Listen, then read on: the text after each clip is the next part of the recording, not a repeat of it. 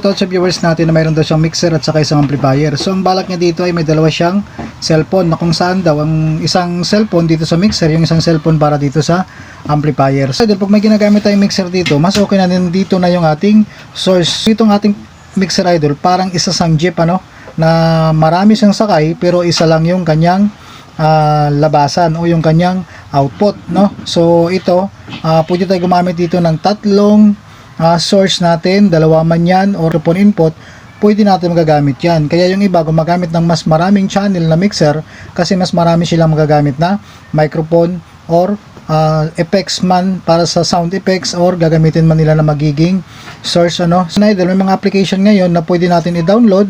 So pwede naman tayo mag non-stop music doon. Hindi lang doon sa cellphone natin gagamitin na kung compatible ba doon sa mga application na nababagay dito, katulad ng mga DJ mixing, no? So may mga cellphone na hindi compatible din doon. So dito sa viewers natin na may dalawa sang cellphone, ito lang gagawin natin idol, dito na tayo mag-input yung dalawang cellphone natin dito sa ating mixer. Itong ating mixer na gagamitin dito ay 7 channel. So mayroon siyang 7 channel dito na kung saan yung 6 and 7, ito yung mono left at saka mono right. So ito mga idol, ito yung ating dalawang cellphone, So gagamitin natin dito sa ating source, dalawang gagamitin natin dito na source. Yung isa gagamitin natin sa ating true Bluetooth. So, pero pag gumamit tayo dito ng connector idol, kasi isa ang connection nito ng Bluetooth natin at saka mono left at saka mono right, So, dalawang input natin dito. Pero pag nag-Bluetooth na tayo dito, wala na tayong gagamitin na cord. So, dito sa ating channel 5, gagamit tayo dito ng isang connector. Ito idol, hindi natin pwede na pagsabayin itong dalawa natin dito, isa sa Bluetooth at saka dito sa mono left at saka mono right.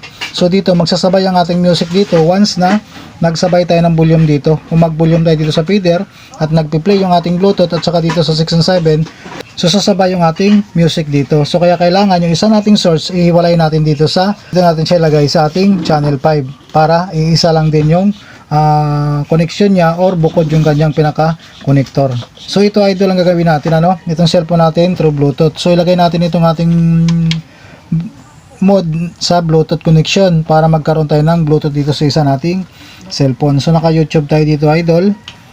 Nakikita yan pag connected na tayo dito, may bilog na yan. Ayan, connected na yung ating Bluetooth dito sa ating cellphone.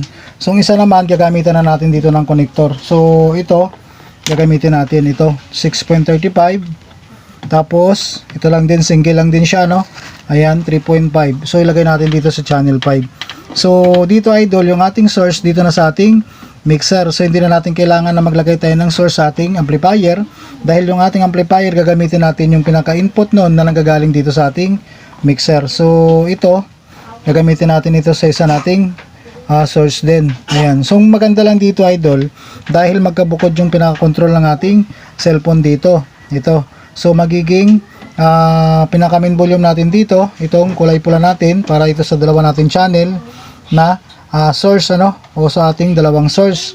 Tapos ito naman sa ating pangalawang source natin. So itong pinaka-volume ng dalawa na to, ito yung sa ating source. So ito na rin magko-control yung dalawa na to. Ito kahit i-maintain na natin to, pwede na yan.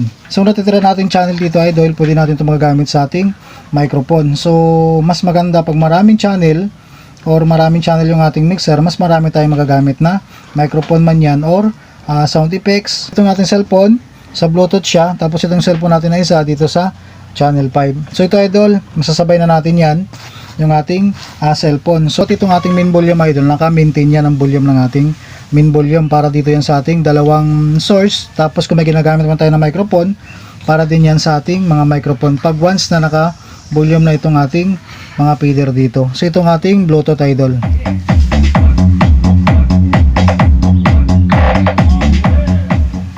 Ito naman yung isa nating cellphone na sa channel 5.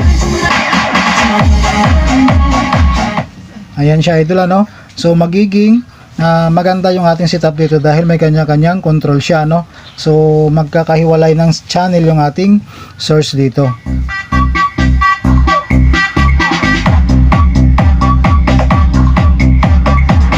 Ano lang gagawin natin idol, lalo pag may dalawa tayong cellphone na ginagamit. So dito na tayo mag input sa ating mixer para may lalabas ng ating mixer sa isang output lang. So main output lang tayo dito, ayan.